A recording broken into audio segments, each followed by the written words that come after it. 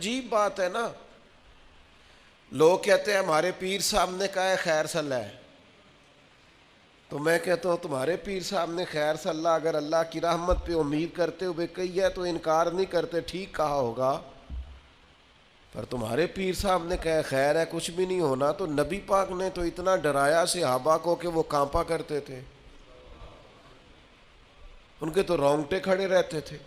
رحمت للعالمین محبوب کے پاس بیٹھنے والے حضرت انس بن مالک رضی اللہ تعالیٰ عنہ ایک دن بیٹھے تھے لوگوں کے بیچ، تو اچانک اندھیرا، دفعتاً اچانک اندھیرا چھا گیا. تو ایک شخص نے کہا جب حضور کے زمانے میں ایسا ہوتا تھا تو آپ کیا کرتے تھے؟ فرماتے اگر تھوڑا بھی اندھیرا ہوتا نا تو ہم کانپنے لگتے، ہمیں ڈر لگتا تھا کہیں قیامت تو نہیں آ گئی. تو پھر ہم فٹافٹ مسجد کو دوڑ جایا کرتے تھے، جا کے نفلوں کی نیت باندھ لیتے تھے، سجدوں میں گر جاتے تھے. ان کو تو خوف تھا، وہ تو ڈر رہے تھے. سیدہ طیبہ طاہرہ حضرت عائشہ صدیقہ فرماتی ہیں حضور دعا مانگ رہے تھے، اللہم حاسبنی حسابا یسیرا، تعلیم امت کے لیے، ہمیں سمجھانے کے لیے.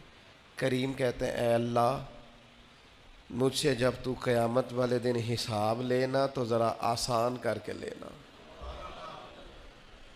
فرماتی ہیں میں تڑپ گئی، میں نے کہا یا رسول اللہ آسان حساب کس کا ہوگا؟ تو حضور فرمانے لگے عائشہ آسان حساب اس کا ہوگا جس سے اللہ تعالیٰ اپنے فضل سے، کرم سے، اپنے کرم سے اللہ نظر فرمائے اور کہے جا تیرے لیے جنت ہے. ورنہ فرمایا جس سے اس نے پوچھ لیا نا، جس سے مناقشہ ہوا، جس سے بات ہوئی، جس سے سوال ہوا، جس سے کھڑا کیا گیا، اس کے لیے بڑا مشکل ہے.